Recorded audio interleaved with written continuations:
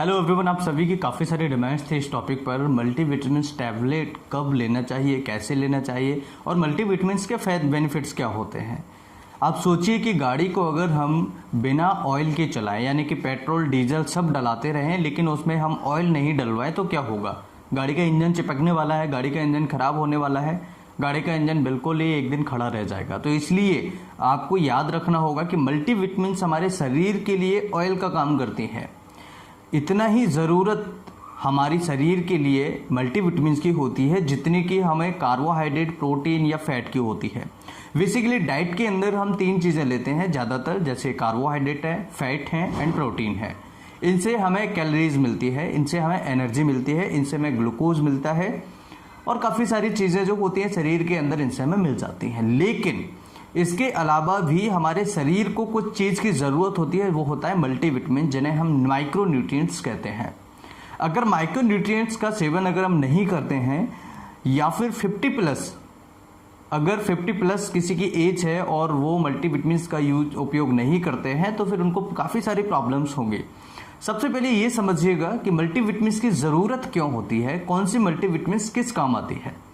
Multivitamins बहुत ज़्यादा होते हैं। मल्टीविटामिन्स वाटर सॉल्युबल होते हैं, फैट सॉल्युबल होते हैं। तो इनमें कौन से विटामिन्स को लेना ठीक है। जो हम खाना बनाते हैं वो खाना हम ज़्यादा बॉईल कर देते हैं, ज़्यादा कुक कर देते हैं, तो क्या ऐसी सिचुएशन में वो मल्टीविटामिन हमारे शरीर के अंदर जाएगा या नहीं जाएगा। तो बहुत बड़ा एक इशू है। और मल्टीविटामिन्स को टैबलेट्स जो है, कई लोग हैं कि सर हम एक टैबलेट डेली लेते हैं, एक टैबलेट हम डेली ले रहे हैं तो इसका कोई नुकसान तो नहीं है, कोई इसको साइड इफेक्ट तो नहीं है या कोई और प्रॉब्लम तो क्रिएट नहीं होगी, राइट। तो यहाँ पर ये सारी चीज़ों को समझना बेहद ज़रूरी होता है। मल्टीविटामिन्स को बारे में समझिएगा कि मल्टीविटामिन्स क्यों ज़रूरी होता है शरीर के लिए।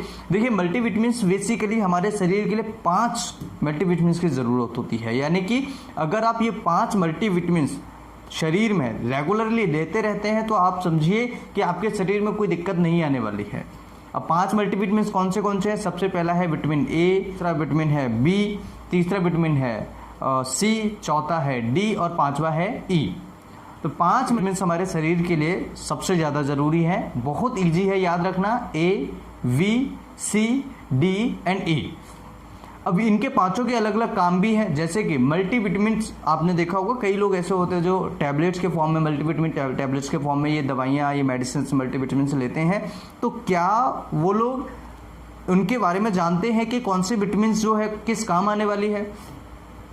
तो यहाँ पर मल्टीविटामिन जो होती हैं वो हमारे शरीर में मल्टी फंक्शंस तो करती हैं, मल्टी काम तो करती हैं, लेकिन आपको नहीं पता है कि कौन सी विटामिन किस काम आने वाली है।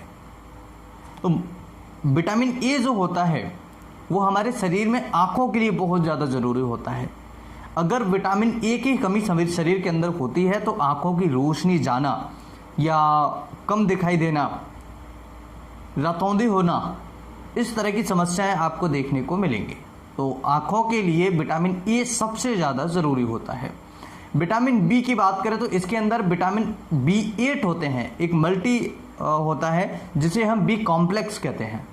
तो बी कॉम्प्लेक्स जैसे B1 है, B2 है, B9 है, B6 है, B5 है। इस तरीके से क्या होती है, 8 तरह के होते हैं जिसे हम वी कॉम्प्लेक्स के नाम से जानते हैं। ये भी हमारे शरीर में बहुत सारे काम करता है। बेरी रोग है, हड्डियों की बहुत ज़्यादा ज़रूरत होती है, हड्डियों के लिए, RBC सेल्स के लिए, खून के लिए बहुत ज़्यादा ज़रूरी होती है, टिश्यूज़ के लिए बहुत ज़्यादा ज़रूरी है, स्किन के लिए बहुत ज़्यादा ज़रूरी है। तो ये अलग अलग जो 8 विटामिन्स हैं बी कॉम्प्लेक्स के अंदर, वो अलग अलग अपना काम करते हैं। नर्वस सिस्टम के लिए बहुत ज़्यादा ज़रूरी होता है, राइट। इसके अलावा विटामिन सी, ये हमारे शरीर में स्किन के लिए बहुत ज़्यादा ज़रूरी है। स्किन में भी ब्लीडिंग के लिए, अगर कहीं किसी को ब्लीडिंग हो रही है, स्किन से ब्लीडिंग हो रही है यानी खून निकलना, किसी को खून निकल रहा है लंबे समय से, अगर उसको भी वैसी प्रॉब्लम है, थोड़ा सा उसको चोट लगा, खून निकलता रहता है लंबे समय तक, उसका खून रुकता ही नहीं है, तो ये विटामिन सी बहुत ज़्यादा ज़रूरी होता है। इसकर भी आपने देखा होगा, गम्स से जो हमारे छाले होते हैं, मसूड़े होते हैं, उनसे ब्लीडिंग्स, उनसे खून निकलना स्टार्ट हो जाता है कई लोगों को। तो विटामिन सी बहुत ही ज़्यादा ज़रूरी होता है अगर शरीर से खून ब्लीडिंग हो रही है। और स्किन के लिए विटामिन सी से हमारी स्किन जो होती है वो ब्राइट रहती है, हमारा इम्यून सिस्टम बढ़ता है तो इनके लिए बहुत ज़्यादा विटामिन सी होता है। ये मैं स्पेसिफिक वर्क बता रहा हूँ, इसके अलावा बहुत सारे फंक्शंस ये विटामिन जो होते हैं हमारे शरीर के अंदर करते हैं। इसके अलावा विटामिन डी हमारे शरीर में हड्डियों के लिए बहुत ज़्यादा ज़रूरी होता है। अगर हड्डियों में कोई प्रॉब्लम है, हड्डियों में कोई हड्डियाँ कमज़ोर हैं, या हड्डियाँ आपने देखा होगा बच्चों में रिकेट्स हो जाता है, बच्चों में रिकेट्स होने के बाद बच्चे की हड्डियाँ जो होती है कमज़ोर हो जाती है, बच्चे चल नहीं पाते हैं, बच्चों के दांत लेट आते हैं विटामिन डी की कमी की वजह से, डेवलपमेंट कम होता है, हड्डियों का डेवलपमेंट कम होता है। तो ये विटामिन डी हड्डियों के लिए बहुत ज़्यादा ज़रूरी होता है, इसलिए विटामिन डी लेना बहुत ज़्यादा ज़रूरी है। इसके बाद नंबर आता है विटामिन ई का। ये हमारे इम्यून सिस्टम को लिए और स्किन के लिए बहुत ज़्यादा ज़रूरी होता है।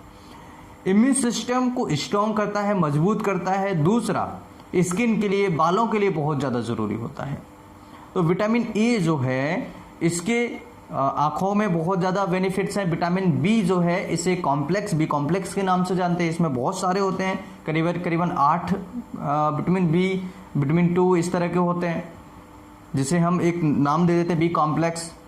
ठीक है, आपने कई सिरप्स में देखा होगा, कई सिरप ऐसे आते हैं जिन पर बी कॉम्प्लेक्स लिखा होगा, राइट। इसके बाद हम विटामिन डी हड्डियों के लिए है, विटामिन सी हमारी स्किन और ब्लीडिंग के लिए बहुत ज़्यादा जरूरी है, विटामिन ई हमारे इम्यून सिस्टम के लिए, स्किन के लिए, बालों के लिए बहुत ज़्यादा ज़रूरी है, स्पर्म्स के लिए बहुत ज़्यादा ज़रूरी है विटामिन ई, राइट। तो ये सारे इसके फंक्शंस होते हैं। अब मल्टीविटामिन टैबलेट जो है कब लें? अगर किसी की उम्र 50 साल से ज़्यादा है तो वैसे एक टैबलेट रिकमेंड डेली कर दिया जाता है, क्योंकि मल्टीविटामिन जो होता है, ये विटामिन जो होते हैं वो 50 साल की उम्र के बाद एब्जॉर्प्शन धीरे धीरे कम होने लगता है। जो हम डाइटरी इंटेक करते हैं, जो खाने के साथ हम खाते हैं, वो कई बार क्या होता है एब्जॉर्ब कम होता है, या डाइजेशन प्रॉपर तरीके से नहीं है, तो शरीर के अंदर कमी हो जाती है।